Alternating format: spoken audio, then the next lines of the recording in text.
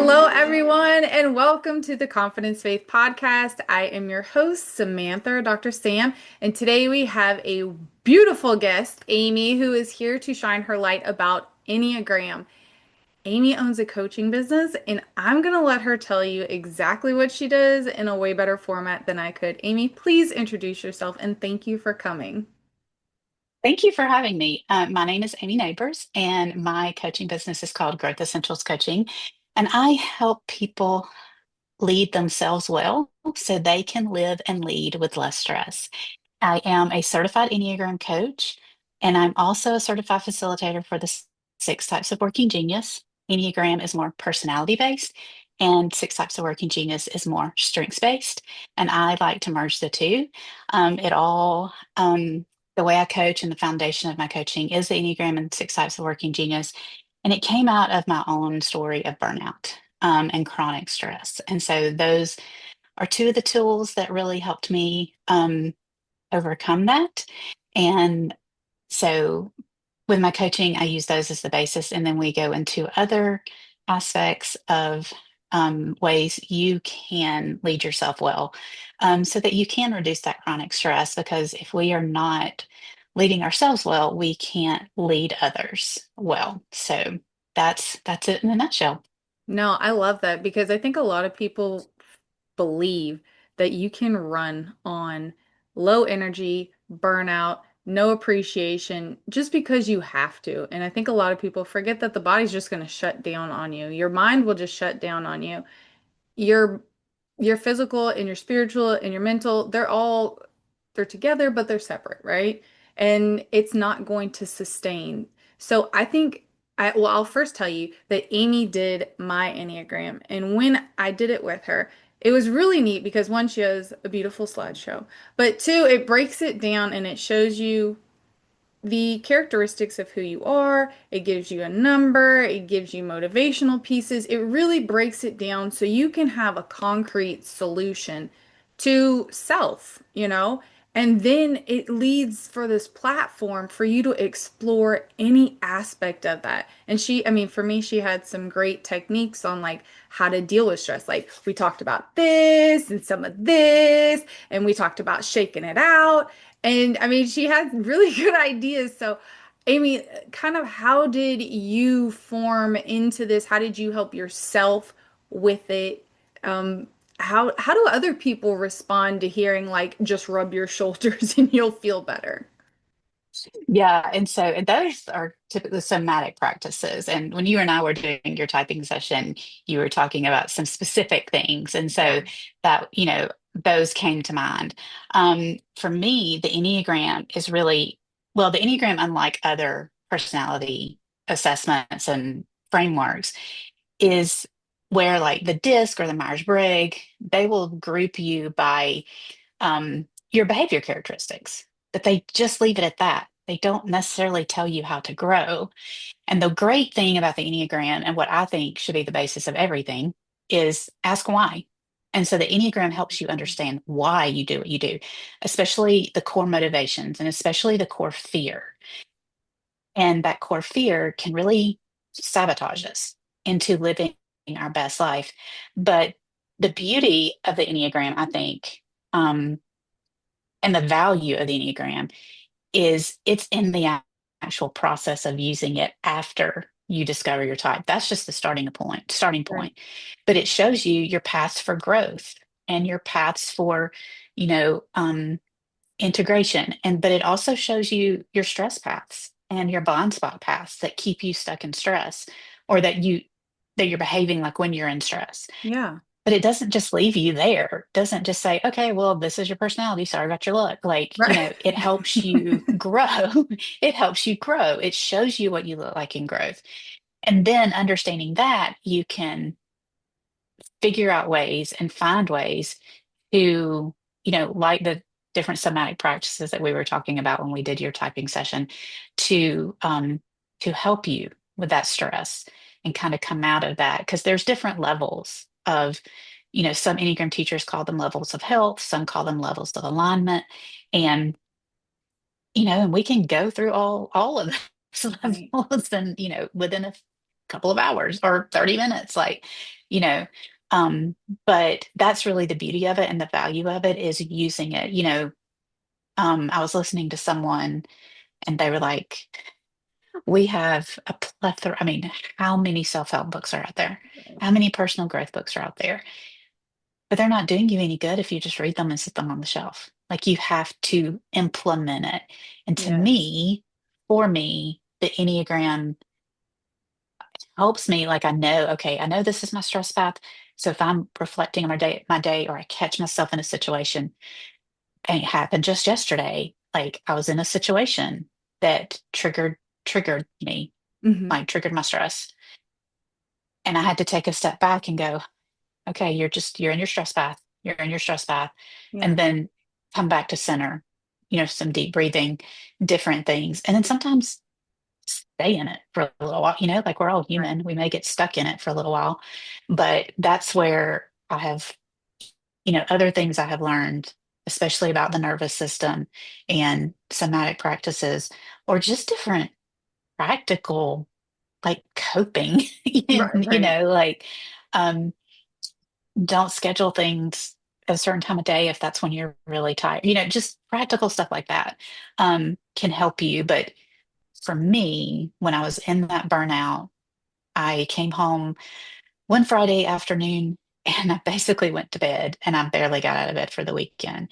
And I'm not depressed. Like but by the end of the week, like I binge watched so much TV that weekend because I was just drained. I could not function. And by the end of that weekend, like that Sunday night, I was like, oh, I'm in my stress bath. Okay. And that really empowered me to go to my manager and his manager the next day when I got to work and, scheduled a time to talk to them and were like, y'all have to do something. Like, my job, I cannot function this way with Yeah. what my tasks are. And overloaded with tasks, working 50 hours a week. Like it was just too much. And it empowered me to go to them and say, this has got to happen, Yeah. or else, I'm not physically going to be able to continue this way. Right. And so, yeah, so that's where I think the beauty and the value in the Enneagram is the journey after you figure out your type and using it in your everyday life. So I think that answered your question. Yeah, absolutely. And I think so, no, you did really good. I think it's really neat to identify the fact that you don't have to accept what work is doing. I think a lot of us are like scared into working and scared into depleting our bodies.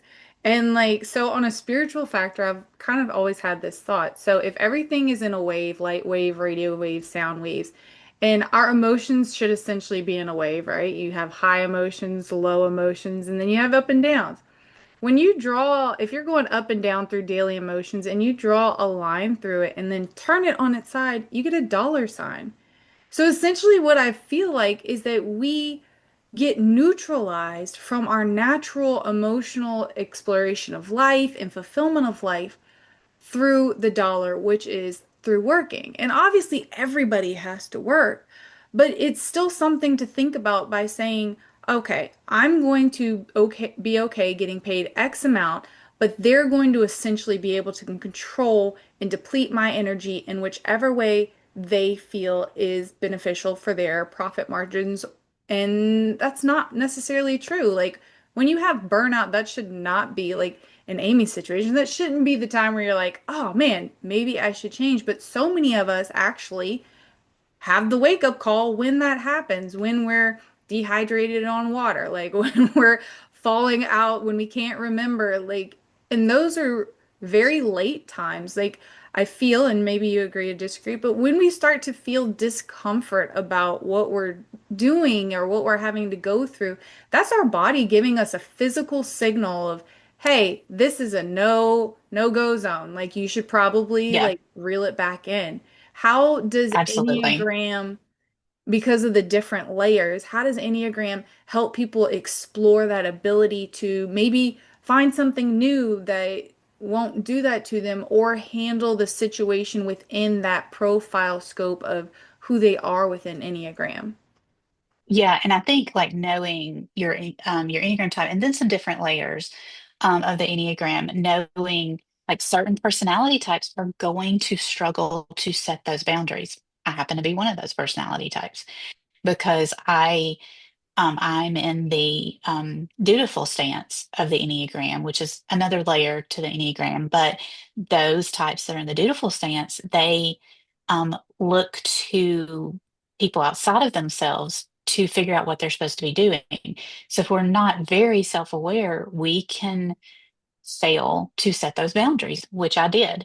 Um, and but because we're the we're typically the reliable ones, the responsible ones, and so it's a very it's honestly the hardest thing is to set those boundaries. The very thing you need to do is the hardest thing. And understanding your Enneagram type and your especially your core motivations can really help you name it. Like, oh, for me, I'm an Enneagram 1, so my core fear is not being good, it's being bad. And so I feel like I've got to do those things for people, or I'm not good, or I'm not good enough. Yeah. And so it really does empower you. And when you name that, it starts to lose its power Oh, over you. yes.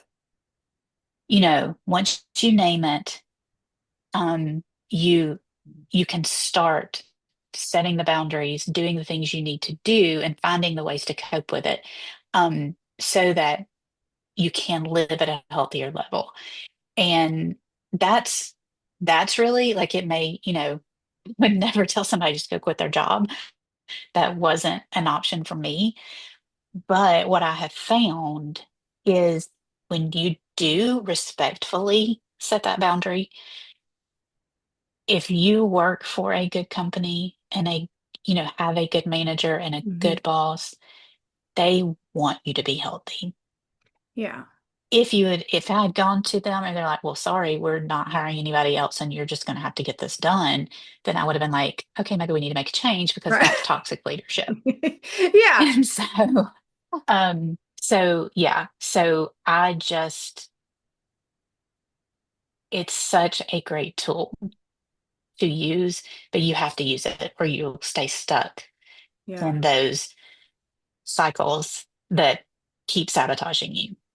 And I So, think the best part about it is that if you know that information beforehand, you can counter it. So, like, I did a lot of sales. And so, as soon as I feel the walk of a sales pitch coming up, the eyes of a sales pitch, I'm like, brick wall. And when you have yeah, that empowerment, you can do the same thing. So instead, like how you're saying, you kind of release it, you're like, oh man, my boss is coming. I might not have done a good job. I bet he's going to fire me. You can switch that mindset into, oh man, my boss is coming. I know I did a good job. And if he fires me, I bet I can do a good job somewhere else. Like, do you feel yeah. that's how your clients more so respond once they get that empowerment of the information? I think so. Yeah. And I'll have to also add that when we realize that, when we name it, or when we're in a situation where we go into our stress path, or we're not setting that boundary, or whatever our type struggles with, each Enneagram type struggles with a different thing. But it's also so important. And this is what I also think is the gift of the Enneagram. It helps you learn to give yourself grace and compassion. And in turn, you're able, if you can stay in the grounded and in the right mindset, and granted, as a friend of mine says, people are spiritual practice. So sometimes this part's hard, but hopefully if you can incorporate it into your everyday reflections in life, you'll also hopefully that compassion and grace will pour over into somebody else, into those you're working with, into your family members, like that. Not always, I'm not saying, of course, I'm nowhere near perfect, but you know, um, but it does, I will have to add, it does start to lose, those core fears, those core motivations start to lose your power when you can address them with grace and compassion. As an Enneagram ones have a very, very loud inner critic. Everybody has an inner critic, but Mhm. Enneagram one's inner critic, um, it's like they have a megaphone in the person in the Enneagram one's ear, screaming at them through the megaphone. So Yeah. it's just a lot louder. Um, but what I found really helped me with that inner critic is acknowledging it, but acknowledging it, I've actually named it, acknowledging it with grace and compassion. And then it just kind of quietens down and sits back. I And like so I think that's a very missed part of the personal growth and leadership, that you get out there, leadership information you get out there yeah. is having grace and compassion for yourself Yeah, I when can you mess up, when you push into that stress right. path. So yeah, so I would add that to it also. No, that's good. I completely agree. I feel like when you look at the eight levels of love, this can really feed into self-love. By understanding who you are, you can appreciate yourself, accept yourself, love yourself more. And then the first love there is, and the highest is agape, which is the selfless love, the love of God towards you, yourself, and the world around. And just like you're saying, when you can love yourself and say, "Oh, I made a mistake," and have compassion and mercy, it's so much easier to do that for somebody else because it's like a blatant like hypocrite sign just posted above your head when you know that you needed it and you got it, but you're not willing to give it to somebody else for most likely an egotistical reason, like, well, I dealt with it, so you should deal with it. Like, we never wanted to hear that as kids. Like, I walked 1,000 miles to school in the snow, so you should too, you know? Like, we don't want to hear that. We all just want to have that feeling of love and feeling that it's okay to mess up because that's what we're here to do.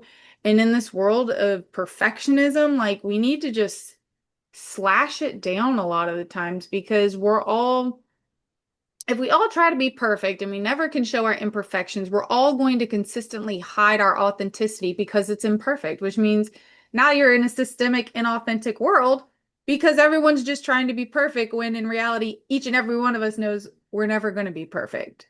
And I think that's like Right, really trippy, but it proves that the Enneagram and an individual purpose as well as a business can be used to, like Amy had said in a prior conversation, fill the gap. It fills that gap between wondering who you are and what you are perceived as to the outside world, or how to respond to the outside world, which creates healthy relationships. And that's where the compassion flows, the love flows, and that's that ripple that changes the world. Um, I I went on a tangent and right. blanked out. No, I really agree No, with that.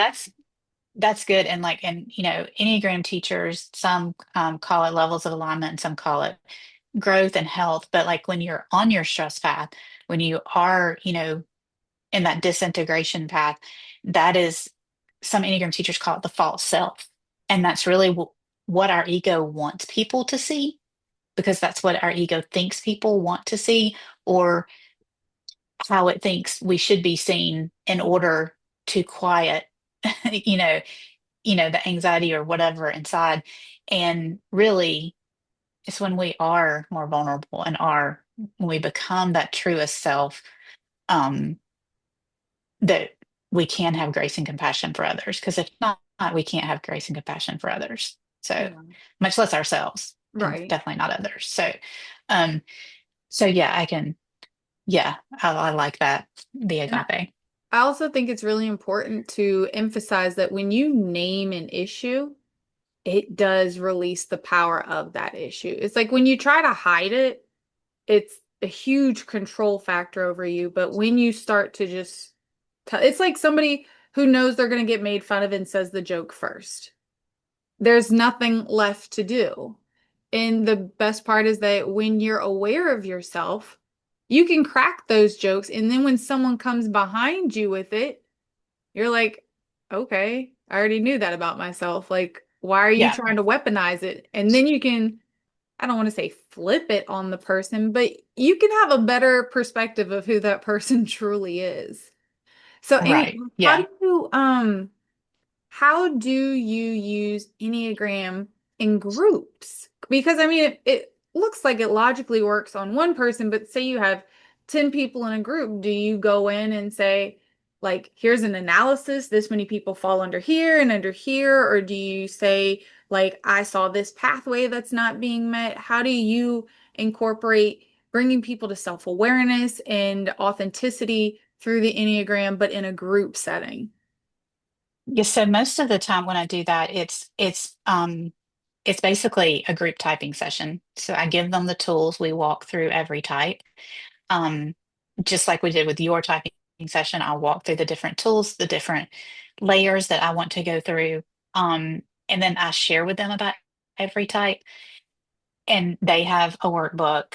The great thing about using it with teens, well, first of all, it's only it's only as helpful as the person if they can be very honest with themselves. I like that. So, but when using it with teams and groups, if you can have everyone be vulnerable enough to be honest with themselves about, yeah, that's what I look like when I'm in stress, and that makes me cringe. Yeah, like if you can get people to that point, then it opens up so much because as a leader, you can understand why they're doing what they're doing, which makes such a huge difference. But you can also understand each type has different communication styles. Each type has different ways that they move and interact with people. Each type has different stress and conflict triggers. So knowing that as a leader or even as a coworker, you can know better how to interact with your coworkers and those you lead. And so that just makes, um like an Enneagram 2, they're, in the heart intelligence center. So, leading them, like having a one-on-one conversation with them or a performance review would be like, how are you doing? Like, how are the kids today? Like, really talking to them, getting them to open up a little Yeah. bit, which would be very different if you were leading an Enneagram 8 who is more direct. And there's a couple other types that are more direct too, but if I were leading an Enneagram 8, I would just be like, hey, come on in. This is the agenda for today. Let's get started and let's go. Whereas with a different type, like a type 2 or a type 4, I might have a little bit more conversation and, you know, I don't want to say chit chat, but just genuinely asking them questions. How are you doing? Like, Yeah. are you dealing with anything? How's the family? Like, whereas with, an Enneagram 8 or even an Enneagram 3, they want you to be more direct. Just get on with it, get it done. So you can understand those communication styles. And let's face it, most of our conflict and stress come from communication. Yeah. Like so much of it comes from communication issues. So that's really the benefit, I think. And just helping once you understand, your those you lead, their types or your coworkers types, if you use it mindfully and not as the weapon, you can have so much more grace for them and just understand them on such a deeper level, which really helps with collaboration and Yeah. working together when every type has its strengths and weaknesses as a team member or as a leader. But, you could be like, okay, I'm leading this, but, I'm in charge of this project, but this is just not, oh, well, this coworker, they're this type, and I know that's one of their strengths. Yeah. So let me see how they can help me if they have ideas for me, that kind of thing. So Yeah. it just helps better collaboration, better communication, and hopefully overall better team health. And so I really, because I don't get to typically do one-on-one individual coaching with them, I can't really kind of pull things out of them in that way. But it can help like the team dynamics if you use it with your team. Yeah. It reminds me of loss of self. So, like, when you just feel lost, stuck, and broken because of negative events, life transitions, or PTSD experiences. And, most of the time, those things happen when you're smaller and then you keep growing and you never really get the answers. And that's where those inner child wounds come in. And that's ties directly into the communication styles because you may get cut right to the chase with somebody who may be affected with people who never really cared about who they were. And now they feel like unloved in their own work environment when the truth is that you were just like, I didn't really want to chit chat today. But that person takes it as, why don't you care about me? I've been putting in all these hours for you. I've been making the money, where's that disconnect? And I think that that using the Enneagram and understanding where your love was broken on the eight levels of love, those two things in combination can really help a person understand as well as a leader be able to relate. And you're totally right with the bridging with compassion and leadership and actual forward thinking because like you were saying, that can prep a whole different spew. Like a company could say, okay, let's group all the eights together, all the numbers together, and then when they have a project and they put like groups together, they could pick from each one. Or they could make sure that if they do like a buddy system or something like that, they can pair the proper people together and it doesn't create more office conflict. Because, like, those the jobs that are like, hey, let's go out and have like drinks afterwards. I was never that person. I'm like, we're not friends. You Yeah. don't talk to me about my life. Like, I'm going home. But for some people, it works, you know? Yeah. And so it really is interesting that you can take this test and be able to nail and make sure that your business culture is properly formed out. And then you have the potential to grow and allow people to fit in where they actually go. And that's, I think, what businesses really should be focusing on is not how are we going to make profit, but how are we going to make our employees comfortable so that they want to stick around and we don't have to worry about turnover. They feel appreciated and we understand everybody because we've already done this Enneagram test. Like, I think Right. that's And it really helps you, powerful. right. And like yeah, everybody has that. And the six types of working genius also play into this. Like if you know other strengths, like Hmm. if you ever had that coworker who you're just like, why can't they do their job? Why can't they get it done? Like, Right. like, I mean, I'm totally an Enneagram one, and that can trigger my stress when someone's not doing what they're supposed to be doing. But if you look at it of like, oh, I bet their core fear is online right now, and that's pulling out their strengths. If you can look at that with compassion, it will help so much in the interaction. If you like, it would be hard to be put together with someone who kind of rubs you the wrong way because they're a Yeah. completely different type, that you kind of butt heads with if you don't know this information. Right. But if I know, okay, my coworker Jane is an Enneagram 3, I know she's going to get things done and that is her strength, then I can come alongside her and use my strengths, as an Enneagram 1 with like looking at the details and discerning what might be missing. And, Yeah. we can come and work that together. Whereas if we didn't know that about each other, we could just be constantly butting heads with each other, Absolutely. and trying to get a project done. So there's so much value to it, using it personally and in team and group settings. Well, talk about the other half really quick with I don't want to say it wrong, the Genius Six. The six types of working genius. Six So, types of working genius. Yes. Tell us more about yes. that too. So, the six types of working genius is more of a strengths based, and it's really strengths based around work. And so, um, whereas strengths, is it used to be called Strengths Finders, now it's called Gallup Strengths or Clifton Strengths. I can't remember what they're calling it now, but it's very, and I feel like it has more of a big picture view of all those strengths. But the six types of working genius breaks it down. And so there are six types of genius, like it says. And you have the genius of wonder, which is up here like the 30,000-foot view of a project or job. And then you come down a little bit to invention. So wonder are the who, people with this genius are the ones who are always there. I mean, they're literally wondering, like, could we make this better? I'm not sure if that's working well. Should we change that? Hmm. And then you come down to the genius of invention, and those people are the ones who come up with that processes. They come up with the things to do. And then you come down to the next level, and a lot of companies miss this one, Hmm. is discernment. And these are the people who just have that gut feeling that I don't think that's going to work quite the way you think it is. I don't think that's going to work well. Maybe we should, have we thought about this? Like, they're the ones that come in and sometimes see everything that's wrong with it, but that's helpful so that you don't get off, you don't try something that you Yeah, find out down the road was that's really not what we should have done. absolutely. Um, yeah, and then the next genius is galvanizing. And those are, I don't want to call them cheerleaders, but they are. They're the ones that get everybody on board. They get people excited about what's coming next. And if you don't have a galvanizer on your project Yeah, that sounds or like a your bad launch day.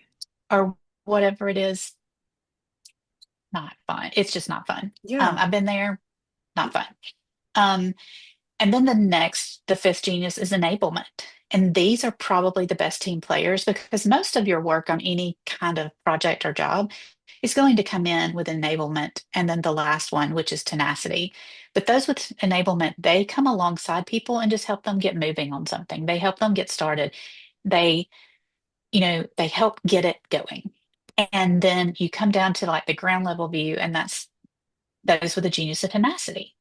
And they like to check things off the list. They like to get something over the finish line, you know, and they need clarity, they need to know exactly what to do, and they're going to get it done. Like, and so every job, you have to work in all six of those, but two of those are your geniuses. And that's where you find so much joy and so much fulfillment that it often doesn't feel like work. It usually doesn't feel like work.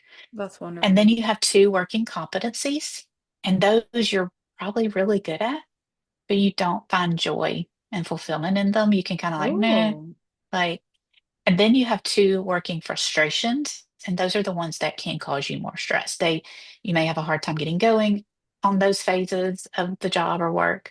Um, and you want to be able to work in your genius. It's like no job. I mean, there might be a job out there where you can completely work in your geniuses, but uh-huh. I think you would, you know, may have to be the leader of a huge company so you can Do it. task out the rest of everybody else. But and so it gives you language so that you can figure out, okay, like, for me, my geniuses are wonder and discernment. And if I know I'm going to have to work in invention and tenacity, which are my competencies, and we have to be careful with our competencies because if we are not getting to work in our geniuses at all, but we're working in our competencies and working in our frustrations, we are going to burn out. And so, but we can learn, I don't know, ways to cope with it, ways Yeah, to, like if I know I'm going to have to work in galvanizing our enablement, I'm going to have to mentally prepare myself. right. So I mentally prepare myself. And usually I try to get that out of the way and done, eat the Yeah. frog, you know, and then come back and be able to work in my geniuses or Yeah. sandwich it. Try to do work that's in your geniuses, do work in your competencies or frustrations, and then do some more work in your geniuses because your geniuses are going to energize you. They're going to give you energy, whereas your competencies and especially your frustrations, they're going to Mhm. drain you. And so your competencies won't drain you as quickly as your Uh-huh. frustrations, but so it's just like, how do you figure out systems and processes, you know, and ways to manage those so you can work more in your geniuses.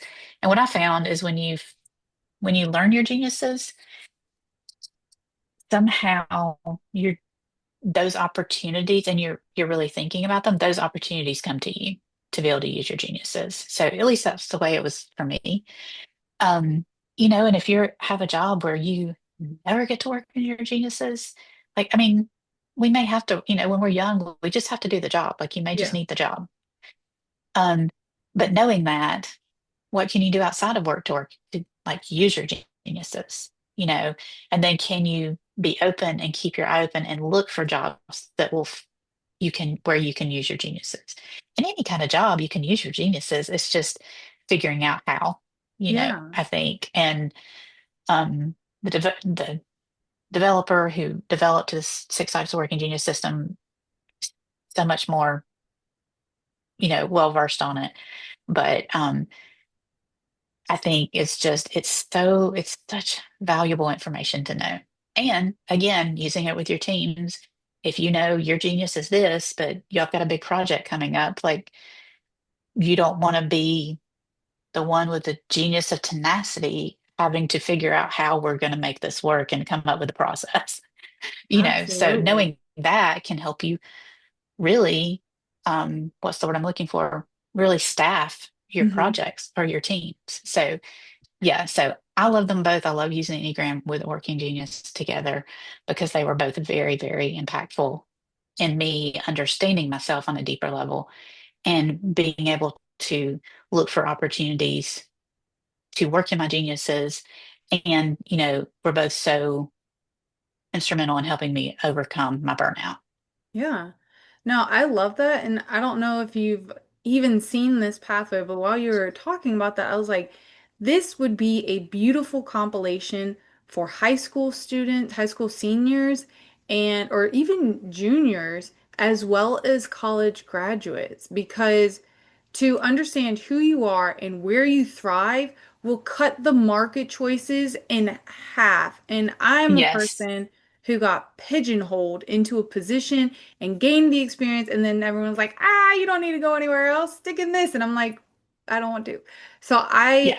I really hope y'all are absorbing how intense this can really be for your trajectory in life, either starting off or mid-career, or even if you want to retire, but maybe you want to start something new. I don't know.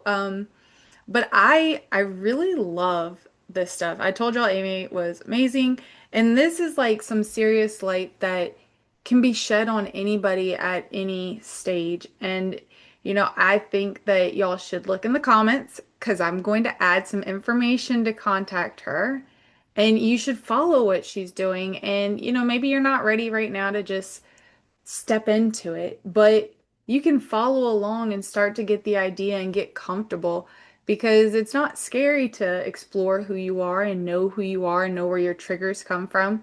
It's actually really, really helpful to put you in purpose, identity, and even potentially on your spiritual and faith journey. Like, you just need different people with different content, and I think this is your gal right here. Like, I've got my own stuff that can also support it, but look outside sometimes and I think it will really help you. Amy, I am thrilled that you're here. I appreciate what you're doing. Is there anything that you would like to share with the world before we close out?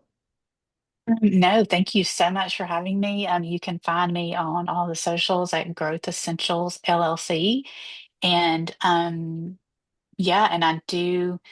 Um, If I can get over my own fear, I am planning. I do have a podcast coming out later this year called The Stressed Out Leader: How to Live and Lead with Less Stress. I So love that. be on the lookout for that, but follow me over on the socials, Growth Essentials LLC. My website is growthessentialscoaching.com, and you can sign up for my newsletter there and get all the details. So thank you Y'all so get the much for whole having me. package. This was so much fun. Yeah, no, I appreciate it. Get the whole package Amy's offering. Don't just nitpick. Do it all. Well, guys, like, subscribe, and I will talk to y'all later. Have a great day. Bye.